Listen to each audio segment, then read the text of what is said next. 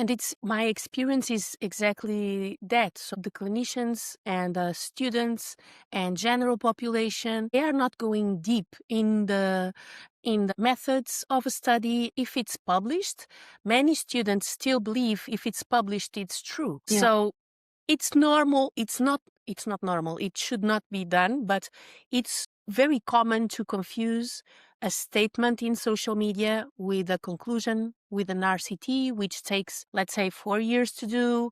Yeah. I don't know. It's very different knowledge involved. But if it's published and written in a way that you kind of believe what's the conclusion there. And on that commentary, it was here in Portugal, hypopressive used to be very common strategy to offer to pregnant and postpartum women. So when that paper came out, it was like, so now we should be doing that.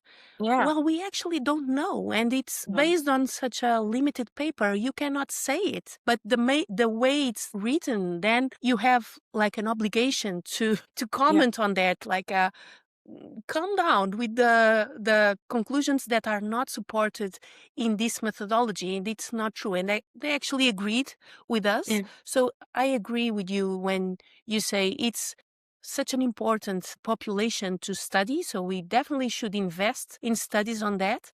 But we should be cautious when we recommend exercises based on studies with methodology that does not support such an ambitious conclusions.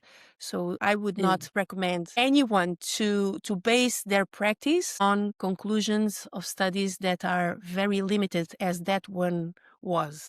Yeah. So yeah, it's still a debate. It's still, Mm. I think it's a positive one because people get together and talk and discuss Yeah. ideas from the clinics. But Mm. I always provoke the clinicians because I think I can, because I'm a clinician too. And of course I think I'm the best because my patients, I remember the patients that come back and say, Patrícia, you are the best. Merry Christmas. Here's some chocolates.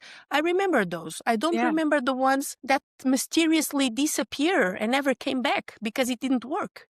So, of course, we are biased on our vision as ourselves in clinic. So, if you are doing something for 40 years in your career and you read a conclusion of a very limited study that supports what you're doing, of course you will say, okay, I'm on the right way. We should all be doing this, which is not true.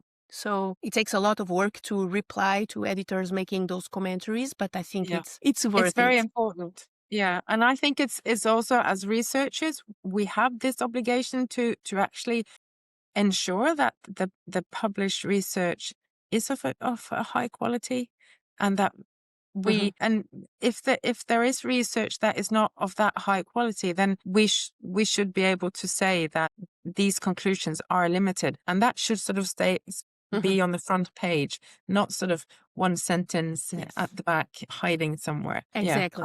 I think it's very important. And also here in Norway, hyperpressive exercises is usually something that you have to do private. You have to go to a private clinic.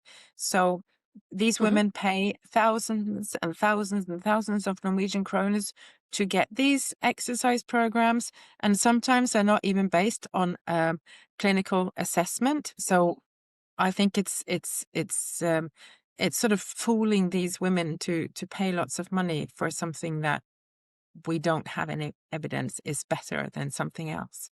It might Yes. prove that in 10 years' time, hyperpressive exercises is the best, but show me the high quality studies, and I will be the first one in the line to sign up to do the learn how to do hyperpressive exercise. Yes, yes, it's the same here. So the courses are extremely expensive. What I tell my students to do when they decide what to invest their money in advanced training is Mm. just go on PubMed and go do a quick search and see if it's worth it. If it's not Yeah. based on any evidence, then you should decide with the knowledge that you are going to do something that you decided, but it's maybe not yet proven any benefit. And it's the same with patients here. They pay a lot of money, and to do it, it's so hard.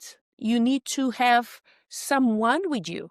So you are not empowering people to train and do exercise. You are telling them you need to come to me to train and do this very complicated with breathing in a non-functional way and pay. So it's sometimes a bit confusing if we are inventing patients or if we are actually empowering them to have a better outcome out of the exercise. So it's really important to have this clear message. Nina, and as you are also a clinician in Bergen, in your clinic, can you tell me how this experience of being a clinician shapes your doubts and your questions for doing research? I think it's. I think you get the best research questions if you ask the people that this concerns. So in this case, it's the pregnant women coming into my clinic and their fear of moving and the fear of inflicting a diastasis upon themselves if they were to follow the advice and the guidelines that are actually out there. So that sort of shaped my questions, and I wanted to investigate, is it actually true that